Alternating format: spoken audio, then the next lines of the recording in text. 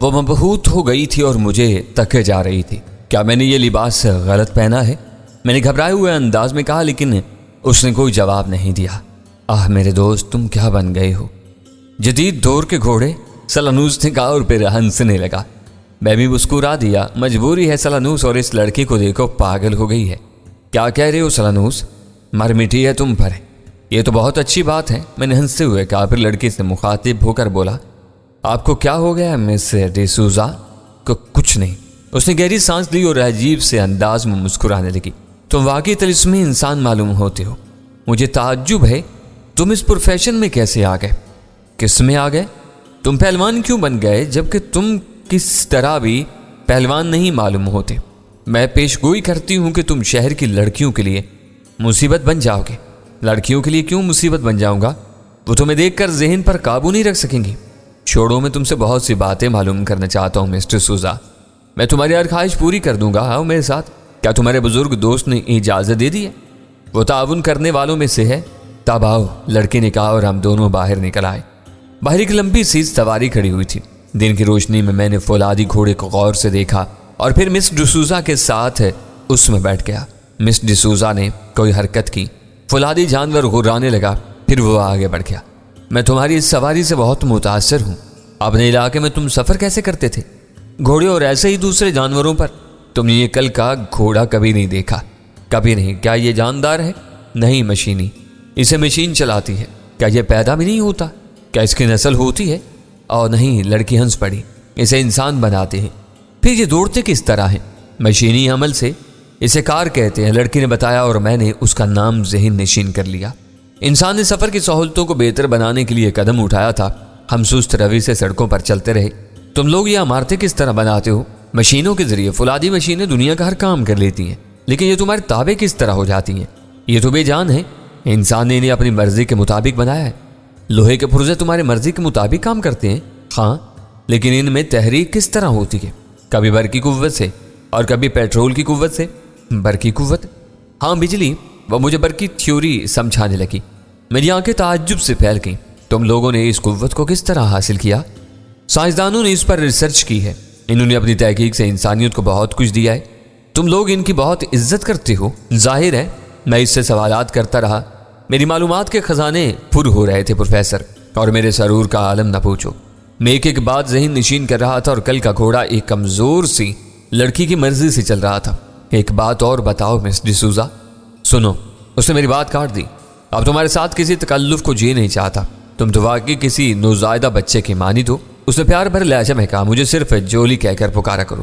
کیوں؟ کیا تم نے نام بدل لیا؟ نہیں، میرا نام یہی ہے۔ اور مس ڈسوزا؟ ڈسوزا میرے والد کا نام ہے۔ تو پھر تم نے اپنا نام ہی کیوں نہ بتایا؟ اور وہ مجھے اس کی وجہ بتانے لگی۔ تھوڑی دیر کے بعد وہ ایک جگہ رک گئی اور گھوڑے کی گرراہٹ خاموش ہو گئی۔ یہ ہوٹل ہے؟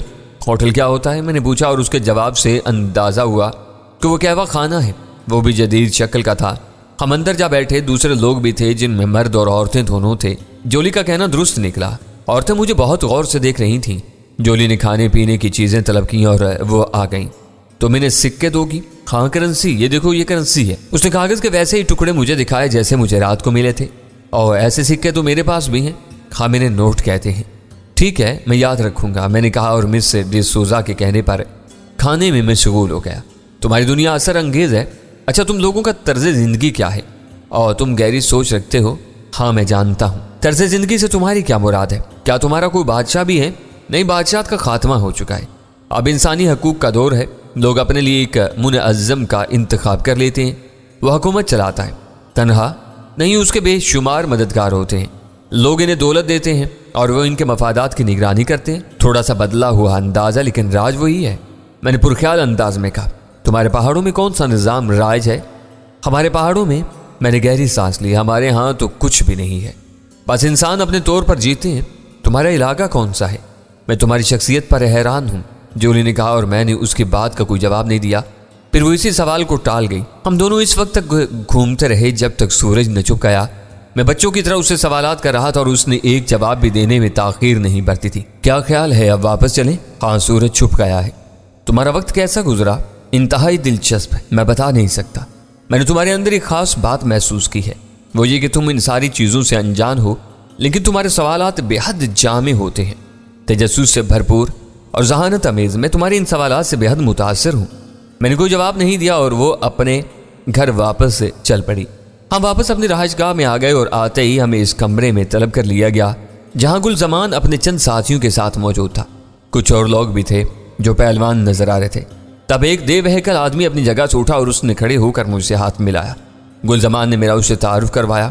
اس دوران ان لوگوں کا طرز زندگی، ان کی تہذیب، ان کی معاشرت کے بارے میں نے مس ڈسوزا یا جولی سے جو سوالات کیے تھے، ان کی روشنی میں اب ان لوگوں کے بارے میں بہت کچھ جان گیا تھا۔ چنانچہ اس وقت میرے انداز میں وہ جھجک نہیں تھی جو پہلے تھی۔ میں نے اس شخص سے مصافحہ کیا اور ایک کرسی پر بیٹھ گیا۔ میں آج ہی باہر سے آیا ہوں، اس نے کہا۔ مجھے گلزمان کی زبانی یہ سن کر حیرت ہوئی ہے کہ تم نے غلام خان کو اتنی آسانی سے شکست دے دی۔ نہ صرف شکست دے دی بلکہ اس کی حالت کافی نازک ہے۔ ڈاکٹروں کا کہنا ہے کہ اگر یہ دباؤ اور بڑھ جاتا تو اس کا دماغ پھٹ جاتا۔ اس لیے میں یہ جاننا چاہتا ہوں کہ کیا تم نے باقاعدہ کشتیاں لڑی ہیں؟ نہیں، بس اپنے علاقے میں کبھی کبھی چند لوگوں سے مڈ بھیڑ ہو جایا کرتی تھی۔ تم اپنے علاقے کا نام نہیں بتا سکتے؟ نہیں، کیونکہ اس کا کوئی نام نہیں ہے۔ بڑی تعجب خیز بات ہے۔ اس دور میں بھی ایسے پسماندہ علاقے موجود ہیں جہاں کے لوگ اس بات سے قطعی ناواقف ہیں کہ دنیا میں کیا کیا ہو چکا ہے، اور وہ جدید دنیا سے قطعی ناواقف ہیں۔ گلزمان نے مجھے بہت کچھ بتایا ہے اور مجھے یہ سب کچھ جان کر بے حد حیرت ہوئی ہے۔ میں نے اس شخص کی باتیں سنی اور ان کا کوئی جواب نہیں دیا۔ بیچارہ سلانوس تو یہاں آ کر قطعی پاگل ہو گیا تھا۔ اس کی سب سے بڑی وجہ یہ تھی کہ اسے ان لوگوں کی زبان نہیں آتی تھی اور وہ سمجھنے کی صلاحیت بھی نہیں رکھتا تھا، چنانچہ وہ زیادہ تر خاموش ہی رہتا تھا۔ تم تو پورے خلوص سے گلزمان کے ساتھ معاہدہ کرنے کے لیے تیار؟ اس شخص نے پوچھا۔ دیکھو دوستو، میں تم سے بھرپور تعاون کرنا چاہتا ہوں، اس لیے کہ میں تمہاری دنیا، اس تہذیب اور معاشرے کے بارے میں بہت کچھ جاننے کا خواہش مند ہوں۔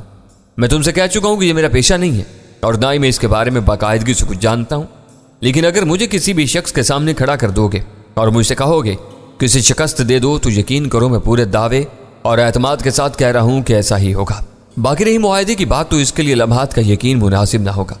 اگر کبھی اس فن کے ذریعے زندگی گزارنے کا خیال آیا تو میں صرف اور صرف تمہارے کہنے ہی سے لڑوں گا۔ لیکن تم معاہدہ کیوں نہیں کرنا چاہتے؟ اس لیے کہ میں تمہاری اس دنیا کو اندر سے دیکھنا چاہتا ہوں۔ میں کسی فن یا کسی اور وجہ سے خود کو پابند نہیں کرنا چاہتا۔ ایسا نہیں ہوگا، ہم تمہیں مشین نہیں بنائیں گے، بلکہ تمہیں اس کا پورا موقع دیں گے کہ تم جو کچھ کرنا چاہو کرو۔ ہم تمہیں تمہارے کسی کام سے نہیں روکیں گے اور پہلوانی میں بھی بہت کم وقت صرف ہوگا۔ اس کے بعد تم آزاد ہوگے۔ چنانچہ اگر تم معاہدہ کر لو تو ہم لوگ بھی مطمئن رہیں گے، کیونکہ میرے دوست ابھی کچھ عرصے کے بعد جب تم کچھ بن جاؤ گے تو تمہارا نام شہرت پا جائے گا، تو بے شمار لوگ تمہاری جانب دوڑیں گے اور کوشش کریں گے کہ تمہیں اپنے لیے حاصل کر لیں۔ بڑی بڑی پیشکشیں ہوں گی۔ کیا اس وقت ہمیں یہ محسوس نہیں ہوگا کہ ہمارے ساتھ زیادتی ہوئی ہے؟ میں کسی کی بات نہیں مانوں گا، میں نے جواب دیا اور گلزمان اس شخص کی طرف دیکھنے لگا۔ ٹھیک ہے گلزمان، اگر کبھی پورنا محسوس کرے کہ اسے تمہاری ضرورت ہے تو اسے خوش آمدید کہنا۔ باقی رہی معاہدے کی بات تو اسے جانے دو، اور اس کے علاوہ وہ وعدہ بھی کر رہا ہے کہ اگر کشتی لڑے گا تو صرف تمہارے لیے۔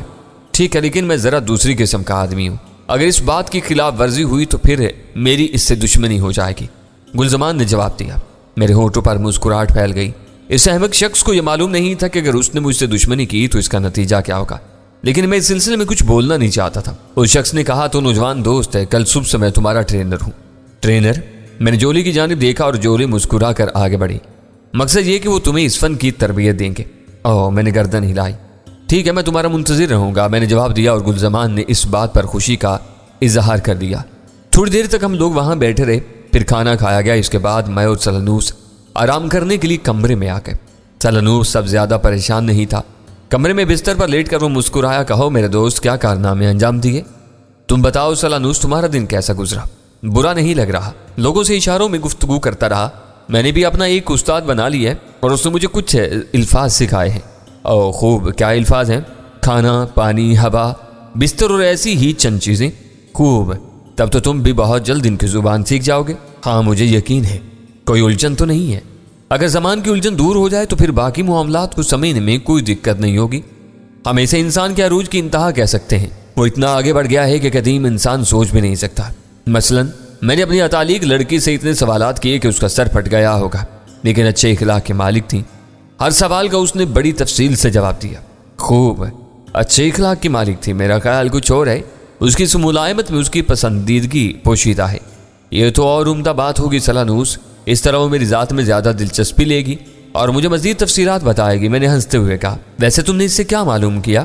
یہ لوگ بلند و بالا عمارتیں بناتے ہیں تاکہ تھوڑی جگہ میں زیادہ لوگ رہ سکیں۔ شہروں کی آبادیاں کافی بڑھ گئی ہیں اور اس سے اقتصادی مسائل اٹھ کھڑے ہوئے ہیں۔ یہ لوگ مسائل کے حل کی تلاش میں سرگردہ رہتے ہیں۔ ان کے ہاں ہر مسئلہ کا ایک الگ شعبہ ہے۔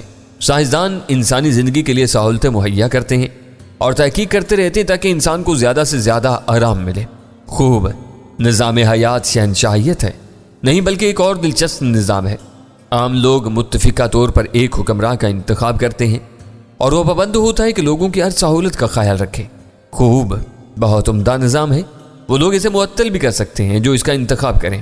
ہاں، عوام کی فتح ہے اور میرا خیال ہے یہ نظام ایک قدیم نظام سے بہتر ہے۔ ہاں، تم نے وہ کل کا گھوڑا دیکھا تھا جس پر یہ لوگ سواری کرتے ہیں؟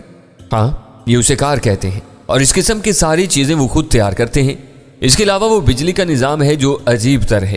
میں سلانوس کو ساری تفصیلات بتاتا رہا اور سلانوس اس گفتگو میں بے حد دلچسپی لے رہا تھا۔ پھر وہ بولا، سچی بات تو یہ ہے میرے دانش کدے کی تعمیر میں یہ سب چیزیں معاونت کریں گی اور میں محسوس کر رہا ہوں کہ یہ میری محنت کا ثمر ہے۔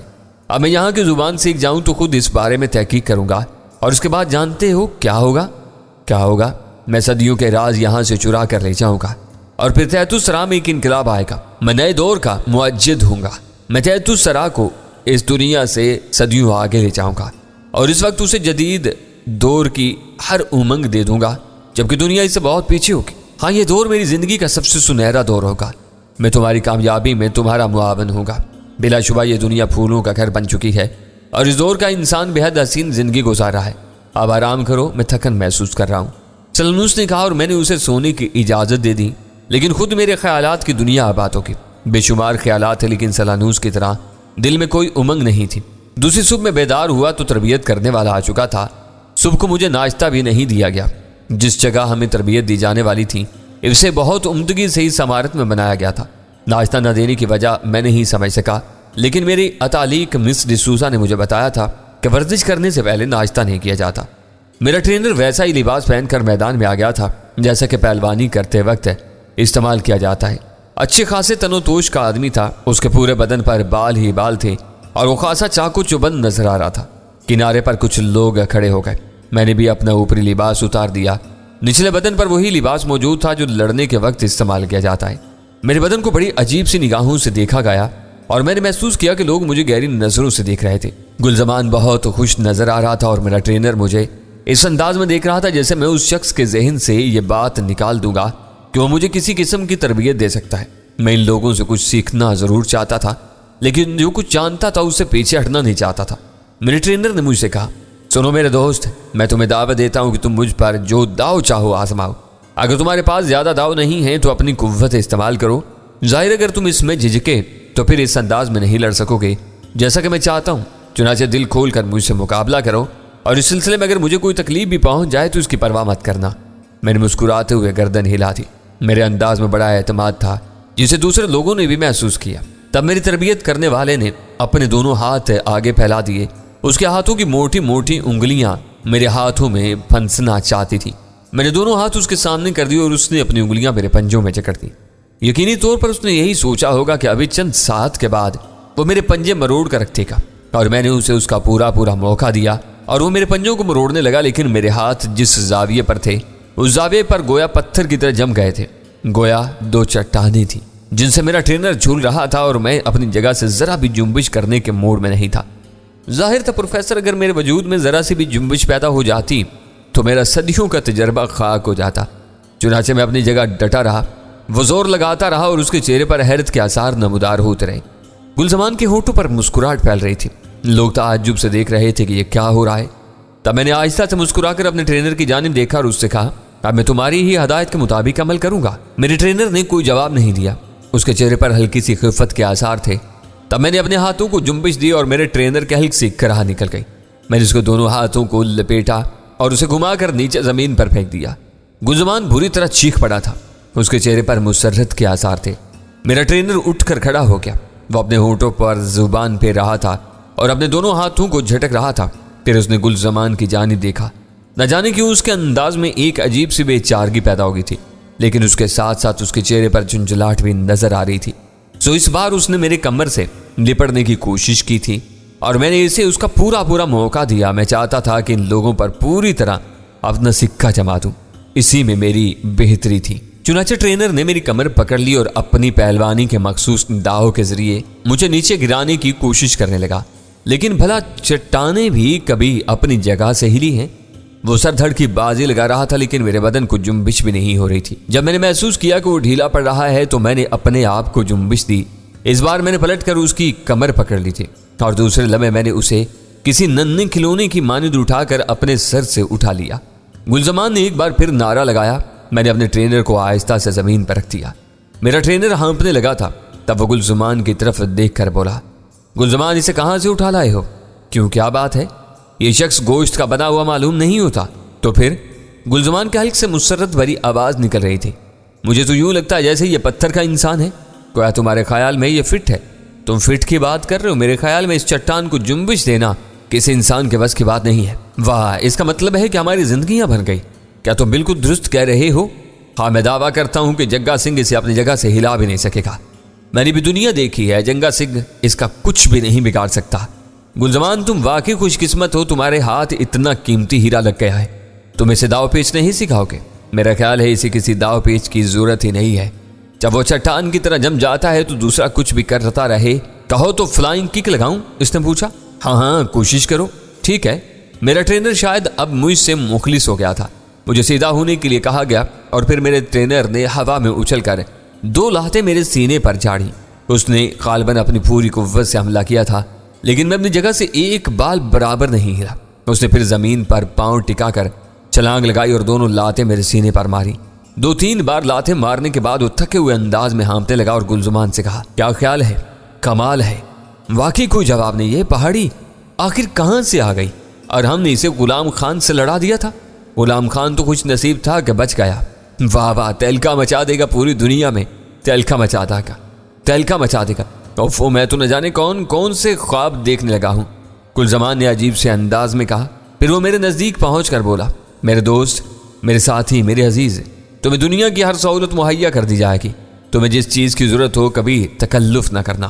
میں تمہیں لاکھوں روپے دے سکتا ہوں، تمہیں جتنی دولت کی ضرورت ہوگی تمہیں مل جائے گی، جتنی اعلیٰ زندگی درکار ہوگی میں فراہم کر دوں گا۔